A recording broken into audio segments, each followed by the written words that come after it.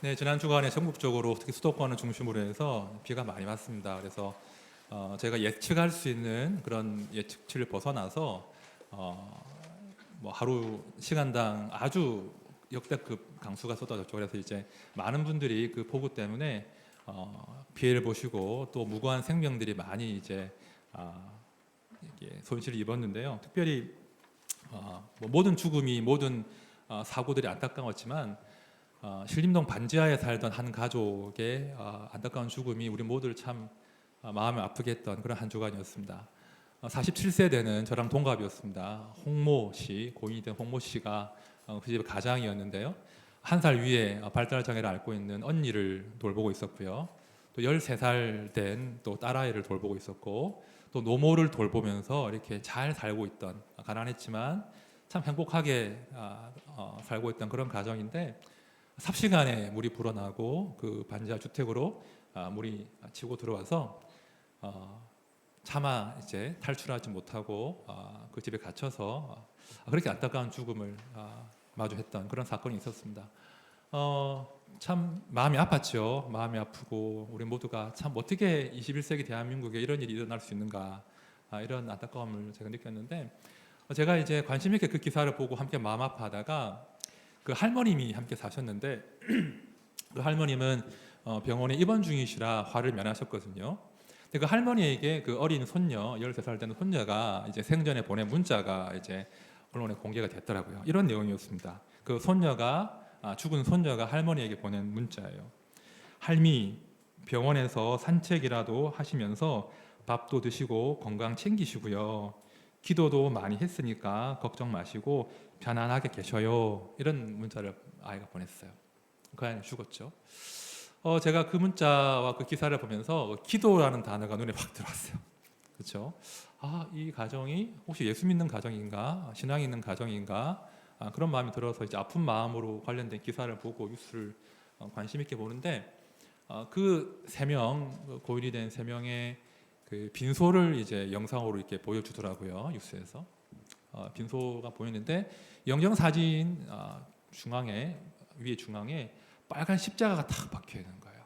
세 명 모두의 영정 사진에 빨간 십자가가 탁 박혀 있는 거예요.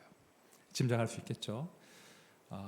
제가 그 영정 사진에 그 빨간 십자가를 보는 순간 너무나 마음이 아픈 거예요. 제가 그분들을 만난 적도 없지만 동시대를 살아가는 우리 신앙의 형제 자매들이 참 아픈, 너무나 가슴 아픈 일을 당했구나. 그 사실이 이제 막 마음에 사무치면서, 또 저랑 동갑이었거든요. 그 여성분이 동갑이었고, 그 유명을 달리한 먼저 죽은 그 아이는 저 아들과 동갑이었고, 그런 내용들을 접하면서 어떻게 이런 일이 벌어질 수 있는가, 참 마음 너무나 아팠고 막 눈물이 났습니다.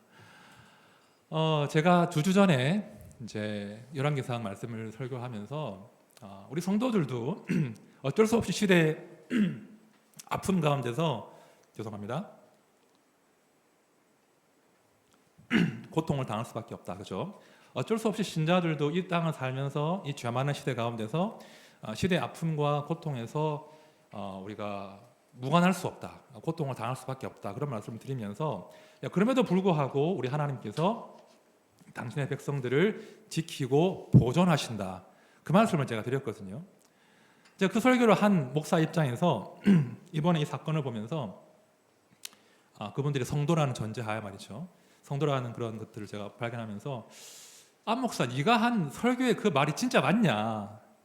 하나님이 정말 당신의 백성들을 그 시대의 아픔 가운데, 고통 가운데서 지키고 보호하시는 것 맞냐? 막 이런 스스로에게 질문이 던져지는 거예요. 하나님 정말 살아계셔서 당신의 백성들을 지키고 보호하시는가? 당신의 백성들을 그 부당하고 억울한 삶 가운데서 지키고 보호하시는 거 맞냐? 이런 질문들이 막 쏟아지는 거예요. 참 목회자로서 참 마음이 무거웠습니다. 특별히 우리 성도님들의 삶을 제가 조금은 알잖아요. 그렇죠? 성도라고 하지만 하나님의 은혜 울타리 안에 살고 있지만 우리 가운데 여전히 설명할 수 없는, 이해가 되지 않는 아픔들이 참 많지 않습니까? 그렇죠? 각종 질병들이 불쑥 찾아오기도 하죠. 그리고 덜컥 암 선고를 받고 암에 걸리기도 합니다. 그리고 사업에 갑자기 실패하기도 하고요. 그리고 억울하게 사기를 당하는 일도 적지 않습니다. 갑자기 실직을 하기도 합니다. 그렇죠? 그러니까 성도라고 할지라도 하나님의 사람이라고 할지라도 설명할 수 없는 부당해 보이는 그런 고난과 고통과 죽음을 마주한다는 거예요. 우리 공동체 또한 얼마나 그런 분들이 많으십니까? 우리 다 알지 않습니까? 저렇게 선한 분이 저렇게 주를 위해 열심히 살았는데 저렇게 착한 저 집사님이 권사님이 저 가정에 왜 이런 힘겨운 일이 눈물 나는 일들이 이렇게 연속으로 벌어져야 되는가? 저분이 한 일은 정말 교회를 위해 섬기고 영혼 사랑하고 섬긴 것밖에 없는데 왜 저 가정에 이런 고통이 벼랑간에 찾아오는가? 목회자로서 또 산 사람의 성도로서 마음이 아플 때가 참 많다는 거예요. 사실 제가 제 이야기를 많이 들려드렸지만 사실 제가 어릴 때부터 좀 설명이 안 되는 고난과 뭐 죽음에 대한 고민들을 참 많이 하고 자랐거든요. 어릴 때부터. 제가 12살에 이제 어머님이 돌아가셨는데 어머님이 지병이 있으신 것도 아니었어요. 지병이 있으신 것도 아니고 건강하셨고 그랬는데 저희 누님이 계신데 누님의 국민학교 졸업식장에 오시다가 돌아가셨어요. 그러니까 쉬지도 않는 분인데 그날 하루 딱 쉬셨어요. 목욕 탁 하고 옷 잘 입으시고 화장 예쁘게 하시고 꽃다발 사들고 오시다가 심장마비로 쓰러지셨고 그 길로 어머님과는 마지막 대화를 나누지 못했죠. 제가 어린 시절에 그런 일들을 경험하면서 설명할 수 없잖아요. 이해할 수 없잖아요. 그리고 어머니가 돌아가시면 저희 남은 남매들은 이제 어떻게 살아야 됩니까? 하나님이 모르실 리가 없는데 하나님 왜 이런 말도 안 되는 설명할 수 없는 이 부당한 고통과 아픔을 허락하십니까? 어머니의 죽음 이후로 얼마나 저와 우리 누님이 고생했겠습니까? 그렇죠? 왜 이렇게 우리 인생 가운데 납득할 수 없는 하나님의 사랑을 의심하게 만들 수밖에 없는 고난들이 찾아오는가? 그런 고민들을 제가 많이 해드렸습니다. 한 사람의 신자로서 또 제가 목회를 시작하면서 정말 우리 인생들을 향하신 하나님의 본 마음이 무엇인가? 본심이 무엇인가? 정말 우리를 사랑하기나 하시는가? 그런 질문들을 제가 정말 많이 하고 그 질문과 씨름했어요. 그래서 하나님의 진짜 모습이 무엇인가? 내가 하나님을 오해하고 있다면 오해를 좀 거두어 주십시오. 그리고 하나님의 진짜 모습이 무엇인지 좀 알려주십시오. 그런 몸부림을 참 제가 많이 쳤습니다. 사실은 돌아보면 제가 몸부림을 쳤다기보다는 우리 하나님이 저를 오래 참고 기다리신 거예요. 제가 삐딱하게 하나님을 오해하고 하나님을 원망했지만 하나님은 저를 오래 참고 기다리시고 내가 어떤 하나님이신지 내가 어떤 아버지이신지를 지속적으로 저에게 알려주셨다는 거예요. 제가 목회자로서 그런 소원이 있습니다. 우리가 하나님을 오해할 수밖에 없는 그런 아픔이 많은 그런 세상을 살고 있지만 우리가 이런 시대 가운데서도 하나님을 오해하지 않게, 그죠? 보이는 현실 때문에 하나님을 오해하지 않고 우리를 향하신 그 하나님의 변함없는 사랑과 긍휼하심을 온전히 이해하기, 그것이 저의 목사로서의 소명이고 그것을 전하는 것이 저의 소명이라고 믿습니다. 오늘 제가 준비한 본문은 지지난주에 이어서 열왕기상 17장인데요. 원래 제 계획은요, 이 부분을 넘어갈 계획이었어요. 원래 제 계획은 열왕기상 18장 말씀, 멋있는 말씀이거든요. 갈멜산에서 엘리야가 1대 850으로 막 맞짱을 뜨는 멋있는 장면을 제가 다루려고 했는데 제가 지난주일 날 그런 사건들 그리고 참 인생의 고난에 대한 것들을 묵상하는 가운데 안 되겠다. 좀 더 머물러야겠다. 한 여인의 이야기. 그렇죠? 아들을 갑자기 빼앗긴, 아들을 갑자기 죽음에 빼앗긴 그 한 여인의 이야기를 묵상하게 됐습니다. 그러면서 과연 우리 성도의 고난과 죽음 가운데서도 하나님의 위로와 소망을 발견할 수 있을 것인가? 과연 성도가 경험하는 그 부당한 고난과 그 안타까운 죽음 가운데서도 하나님의 사랑은 여전하신가? 그런 관점으로 한번 오늘 말씀을 묵상해 보도록 하겠습니다. 근데 우리가 이미 살펴본 대로 그 사르밧의 한 과부와 아들이 있었죠.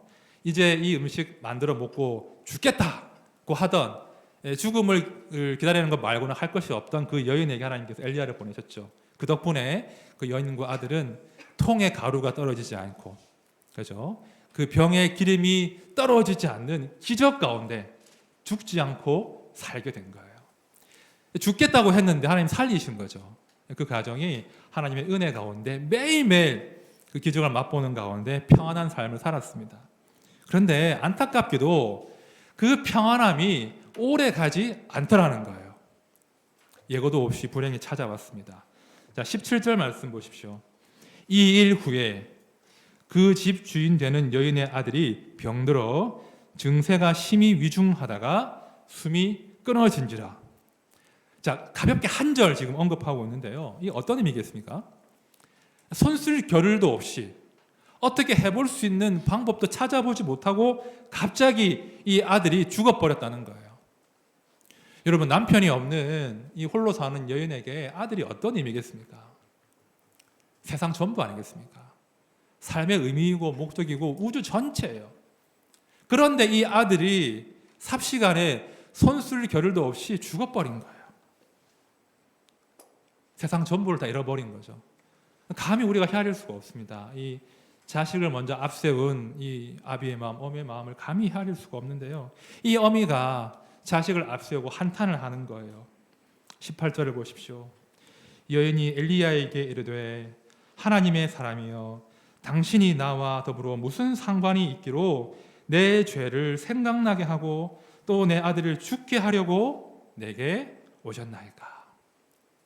여러분, 자식을 앞세운 어미는요 바로 죄인이 되어버립니다.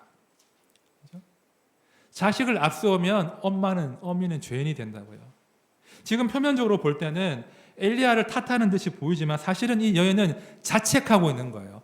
하나님의 사람이 우리 집에 왔고 하나님 앞에서 내 죄가 드러나므로 그 죄 때문에 하나님이 내 아들을 죽이신 것 아닙니까? 내 죄가 내 아들을 죽게 했습니다. 자책하고 있는 거예요. 참 신기하게요. 참 묘하게도요. 그게 어미의 마음이더라고요. 자식이 병들고 자식이 나쁜 일을 당하고 자식을 앞세우게 되면 부모님들은요, 어미들은요, 평생을 죄인처럼 살 수밖에 없다는 거예요. 죄인이 되어버립니다. 한 가정에 비극이 닥치면요, 살아남은 사람들은 내 아들과 내 딸과 우리 남편과 아내와 내 가족이 경험한 그 비극적인 고통과 죽음이 마치 내 책임인 것처럼, 그죠? 자책하며 살 때가 얼마나 많은지 모릅니다. 저희 어머님이 그러셨거든요. 저희 어머님이 이제 아버지가 37에 먼저 돌아가시고 이제 홀로 이제 저와 누님을 키우실 때 얼마나 힘드셨겠어요. 빚만 가득 있었거든요. 그래서 이제 겨우겨우 이제 살림을 일구어내고 살아가는데 한 번씩 힘들지 않습니까? 어린 두 남매를 키우기 힘들면은 이제 자식들 몰래 이제 눈물을 흘리시고 이제 신세 한탄을 하시거든요. 그럼 누구를 원망하겠습니까? 일단 남편 원망하는 거예요. 뭐 하려고 나랑 결혼해서 빨리 죽었냐고 이제 남편 원망하고. 그리고 이제 막 원망하는 게 순서가 있어요. 또 누구 원망하고 딱 원망하면 이제 제일 마지막은 어떻게 항상 마무리가 되냐면 본인 탓을 하시는 거예요. 내가 무슨 죄를 지어서 이렇게 남편 앞세우고 저것들 압이 없는 자식을 만들었는가 하면서 막 한탄을 하시더라고요. 제가 어린 나이였는데 초등학생이었는데 어머님의 그런 그 자책하는 마음 소리를 들을 때마다 정말 마음이 아픈 거예요. 일단 이해가 안 됐어요. 이게 왜 엄마 책임이냐? 아버지가 빨리 돌아가신 게 왜 엄마 책임이지? 지금 어머니가 최선을 다하시고 정말 고생하시는데 왜 어머니는 스스로를 탓하고 있는가? 어린 마음이었지만 이해가 안 되는 거예요. 여러분, 우리 인생 가운데 또 우리 가족들이나 내 가까운 사람들이 말할 수 없는, 설명할 수 없는 고통과 고난을 경험하면 그것이 내 죄 때문입니까? 그것이 누군가의 죄 때문에 벌어진 고난입니까? 이 질문에 우리가 답을 잘해야 됩니다. 불행하게도요, 많은 사람들이 그런 종교적인 본성을 가지고 있는데요, 인과 응보의 본성을 갖고 있어요. 원인과 결과는 서로 긴밀히 묶여 있다. 함께 간다. 무엇인가 잘못이 있고 죄를 지었기 때문에 그 죄에 대한 대가 때문에 지금 내가, 우리 가족들이, 내 아들, 딸이 고통당한다. 벌을 받는다. 그런 생각들이, 그런 본성들이 우리 안에 깊이 자리 잡고 있다는 겁니다. 여러분, 구약의 욥기 아시죠? 욥이 나오는 욥기가 있는데요. 그 욥이라는 사람을 이제 욥기가 표현하기를 온전하고 정직하여 하나님을 경외하며 악에서 떠난 자, 이렇게 욥을 묘사하면서 욥기가 시작이 돼요.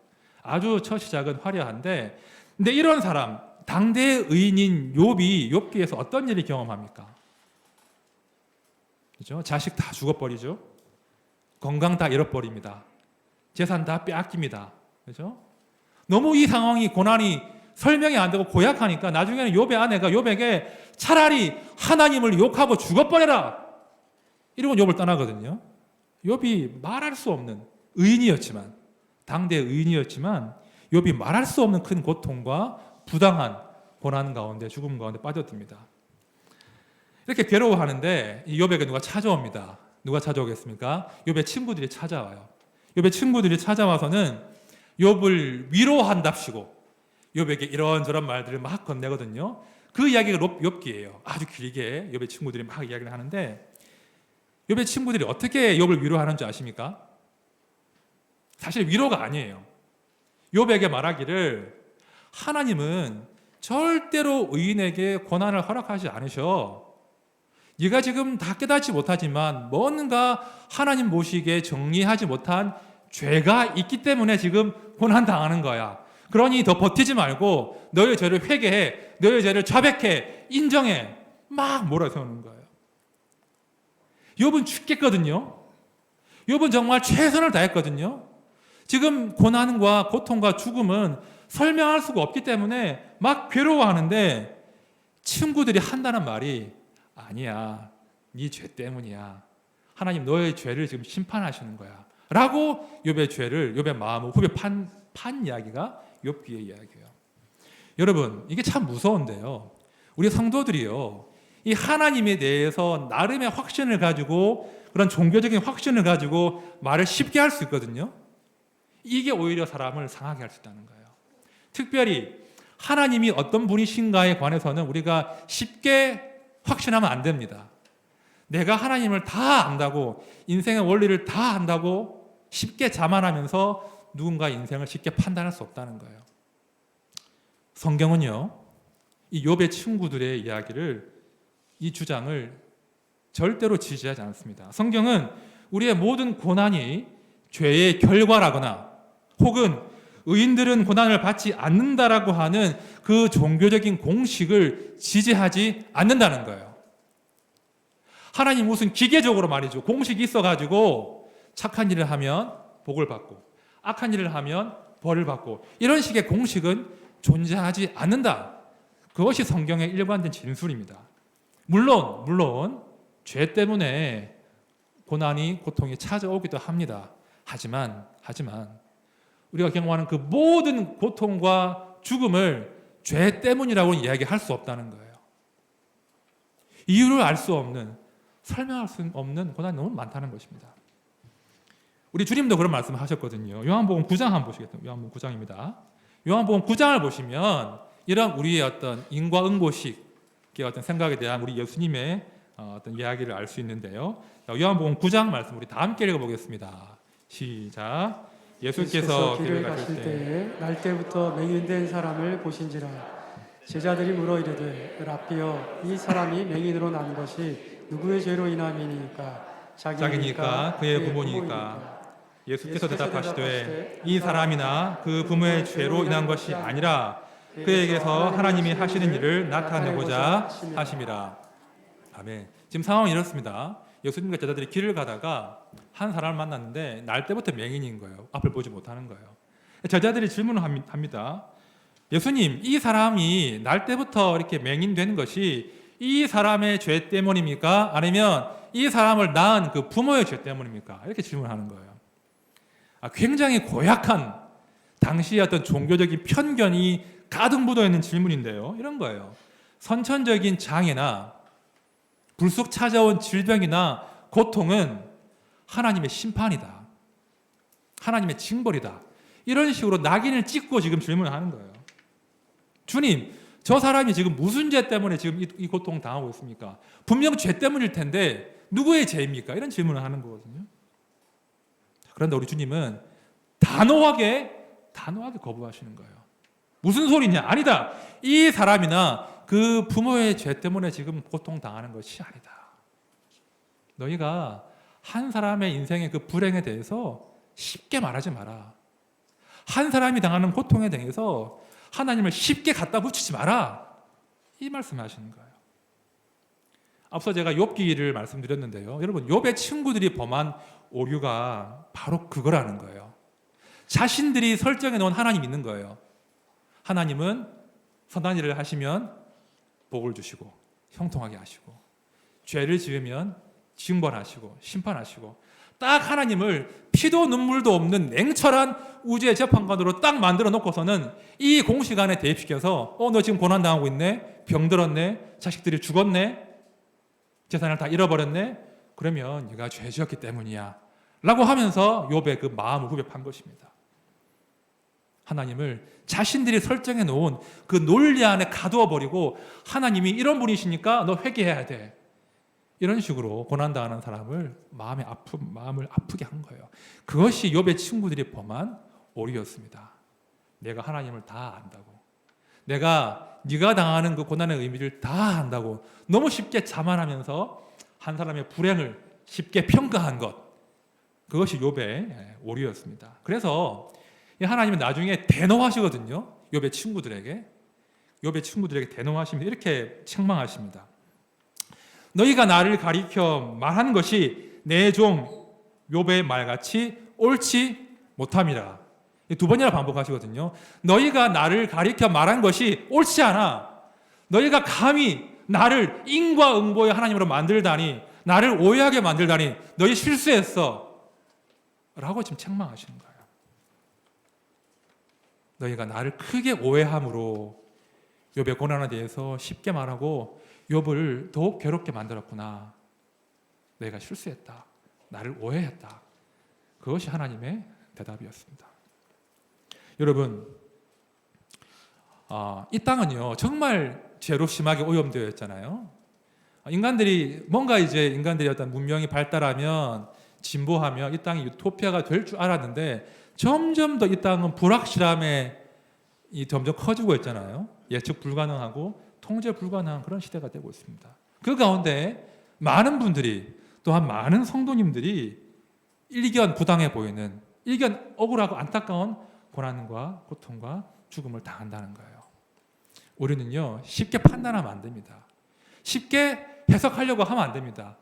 그것 때문에 그런 거야, 너의 고난은 이런 뜻이 있어, 쉽게 말할 수 없다는 거예요. 우리는 말하기보다는 함께 손잡아 주는 거죠. 그죠?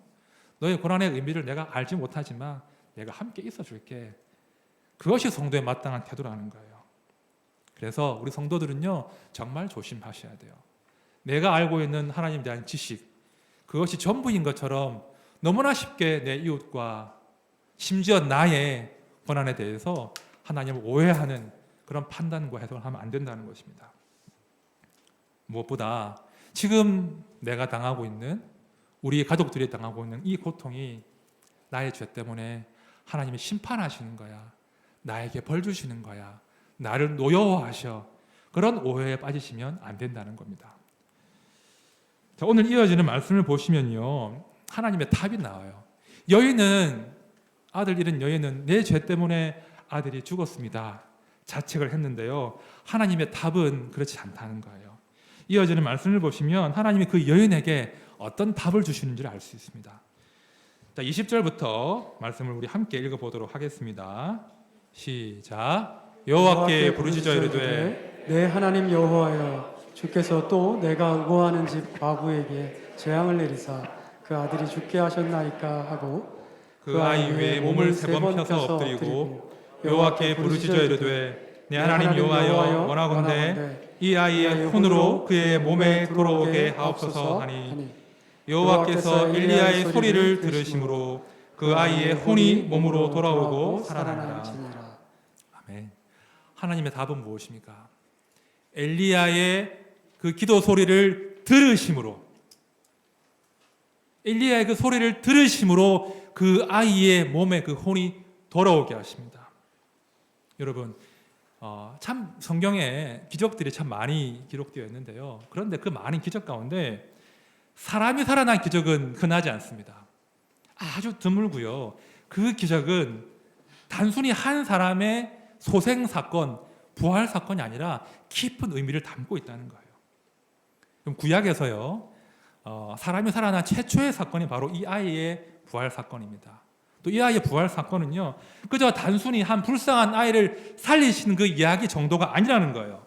이 사건 가운데는 사람이 살기를 원하시는, 사람의 그 죽음을 미워하시는 하나님의 본심이 담겨 있다는 거예요. 그저 한번 불쌍하니까 살려주신 것이 아니라 우리 인생들을 향하신 하나님의 궁극적인, 최종적인 살리는 계획이 이 부활 사건 가운데 들어있다는 거예요. 죽음의 권세가 마침내 주 앞에 무릎 꿇을 그날을 지금 예표하신 사건이 이 사건이라는 것입니다. 신약에도 이런 사건이 있거든요. 요한복음 11장에 보면 우리 주님이 나사로를 살리시는데요. 그 부분 한번 보겠습니다. 요한복음 11장 말씀 우리 함께 읽어보겠습니다. 마리아가 예수 계신 곳에 가서 배웠고 그 발 앞에 엎드려 이르되 주께서 여기 계셨더라면 내 오라버니가 죽지 아니하였겠나이다 하더라.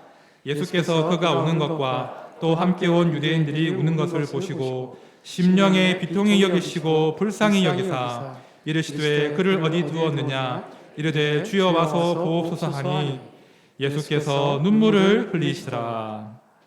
아멘. 제가 개인적으로 참 좋아하는 말씀 중에 하나인데요. 예수께서 눈물을 흘리셨대요. 왜 흘리셨습니까? 나사로가 불쌍해서? 맞죠. 본 오라비를 일찍 떠나보낸 그 마리아와 마르다가 가여워서? 맞지요. 그런데요, 더 깊은 눈물의 의미가 담겨 있다는 거예요. 33절을 보십시오. 예수께서 그가 우는 것과 또 함께 온 유대인들이 우는 것을 보시고, 그 다음이 중요합니다. 심령에 비통히 여기시고 불쌍히 여기사. 이 번역이 좀 잘못됐어요. 번역을 바로 하면 예수께서 마음 깊이 분노하시고.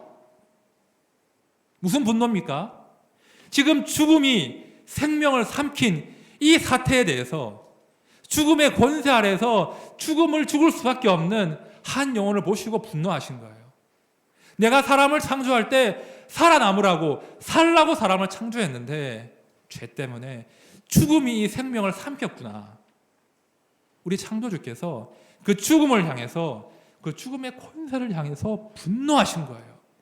어찌하여 내가 지은 이 인생들이 죽음의 권세 아래서 죽을 수밖에 없는 존재가 되었는가? 우리 주님이 분노 가운데 지금 눈물을 쏟으신 거예요. 그 분노 가운데 우리 주님께서 나사로를 부르십니다. 이 말씀을 하시고 큰 소리로 나사로야 나오라 부르시니 죽은 자가 수족을 배로 동인 채로 나오는데, 큰 소리로 나사로야 나오라 부르십니다. 이 큰 소리가 누구에게 한 소리겠습니까? 나사로에게요? 아니에요. 죽음의 권세에게 선전포고한 거예요. 죽음의 권세에게 내 생명을, 내 사람을 내어놓으라 말씀하신 거예요. 더 이상 죽음의 권세가 나사로를 잡아둘 수 없음을 지금 선포하신 거예요. 죽음의 권세야, 이제 내어놓아라.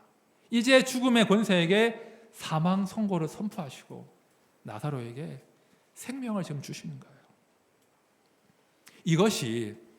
이것이 일관된 우리 하나님의 본심이라는 거예요. 비록 우리가 사는 이 땅 가운데 참 죽음이 흔하지 않습니까? 수많은 죽음이 있고 또 그 죽음 가운데는 부당하고 안타까운, 설명할 수 없는 고통과 죽음이 있지만 그것이 끝이 아니고 그것이 우리 인생을 향한 하나님의 본심이 아니라는 거예요.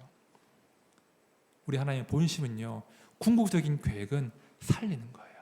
생명이에요. 창세기 2장 7절에 보시면요, 하나님이 사람을 창조하시는 기사가 나오거든요. 이런 내용이 나옵니다. 흙으로 사람을 지으시고 생기를 그 코에 불어넣으시니 사람이 생명이 되었다. 사람은 생명이에요. 사람은 마침내 죽는, 필멸하는 존재가 아니라 사람은 생명이라고요.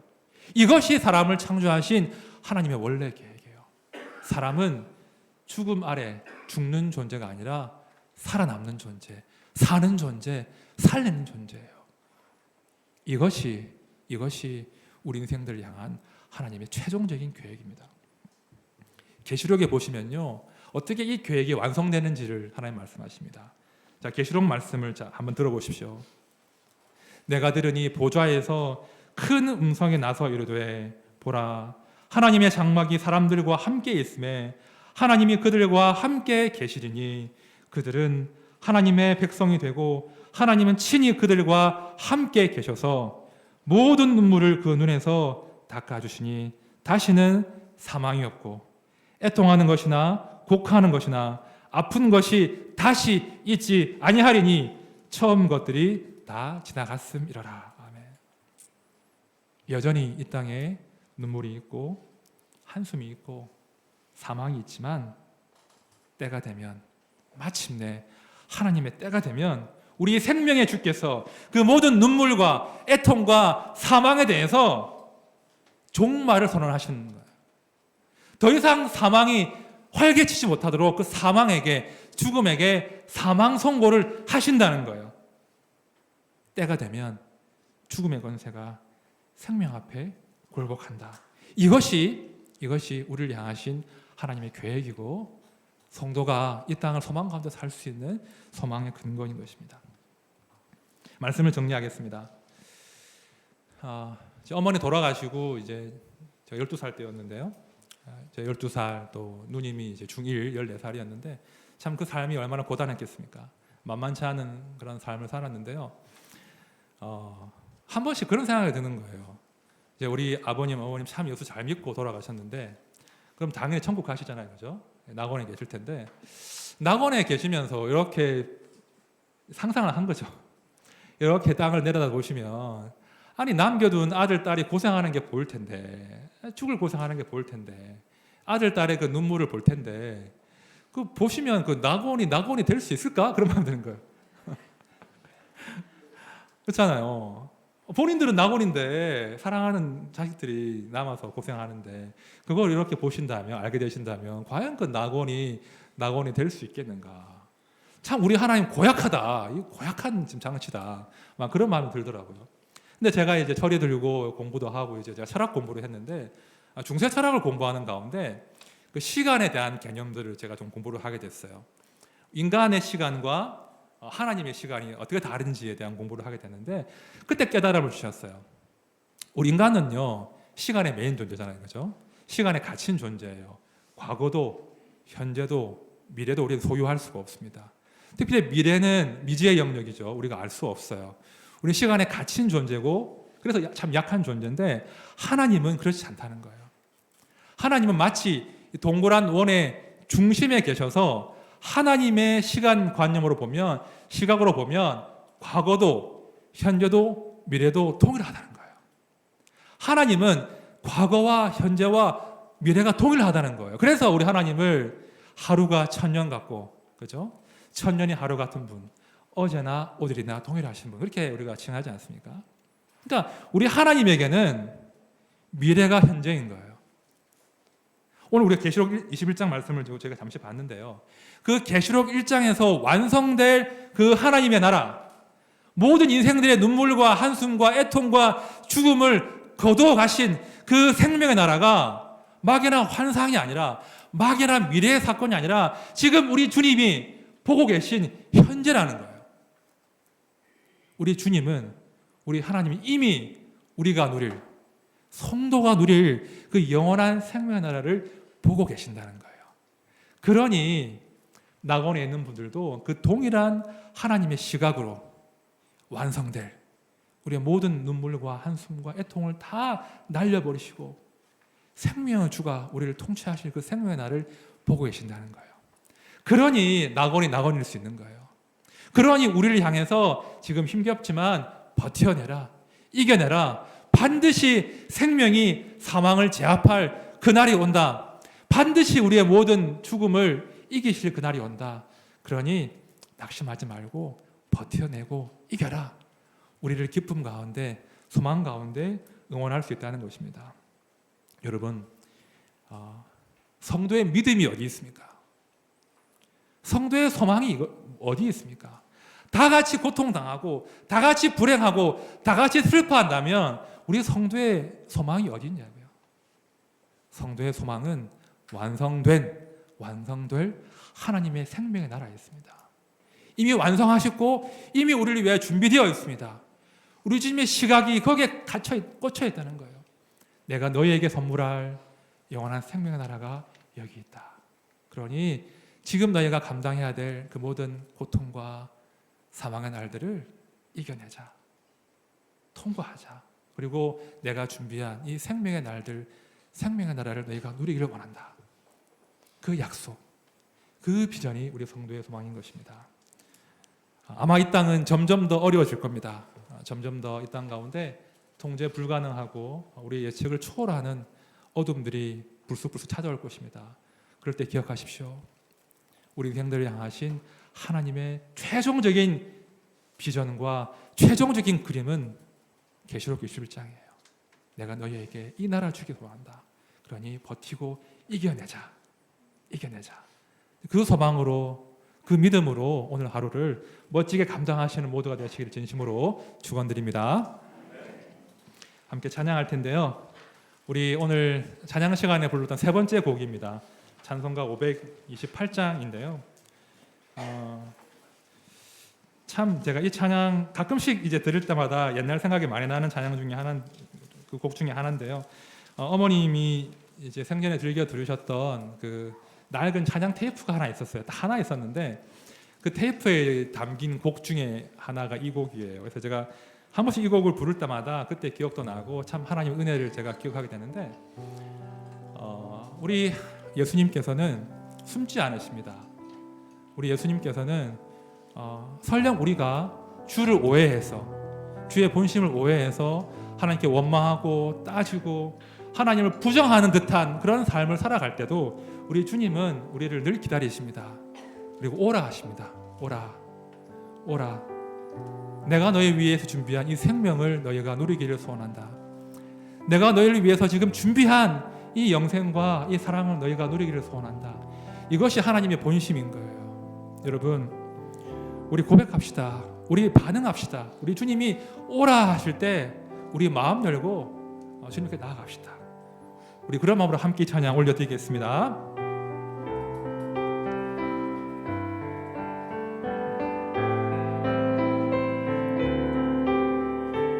예수가 우리를 부르는 소리, 예수가 우리를 부르는 소리, 금성 부드러워,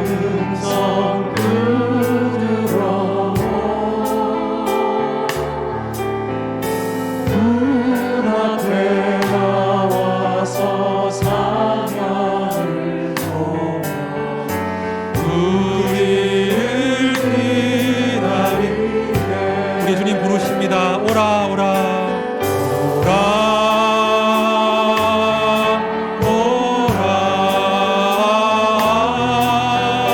방황치 말고 오라. 죄 있는 자들아 이리로 오라. 주 예수 앞에 오라. 간절히 오라고 부르실 때, 간절히 오라고 부르실 때 우리는 지체하랴. 우리는 지체하랴. 주님의 은혜를 외라니 받고 못 들은 죄 하려나.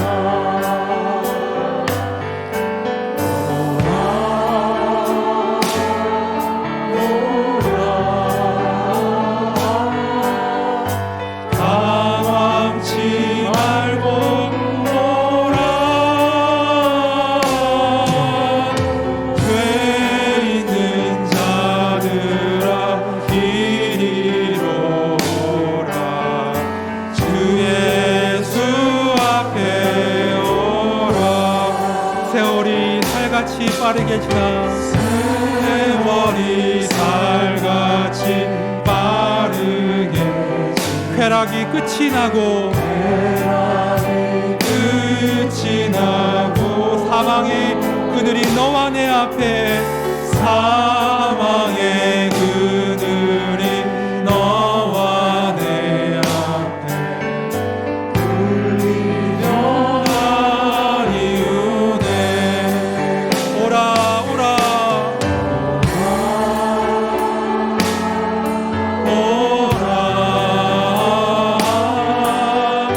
당황치 말고 오라. 죄 있는 자들아 이리로 오라. 주 예수 앞에 오라. 우리를 위하여 예비해 두신 우리를 위하여 예비해 주신 영원한 진리서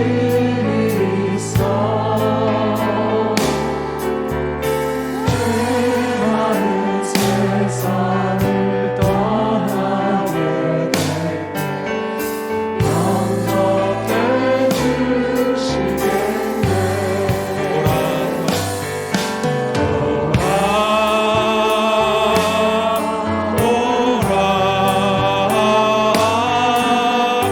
당황치 말고 오라. 죄 있는 자들아 이리로 오라. 주 예수 앞에 오라 오라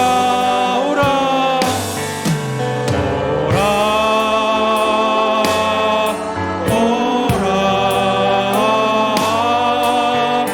당황치 말고 오라.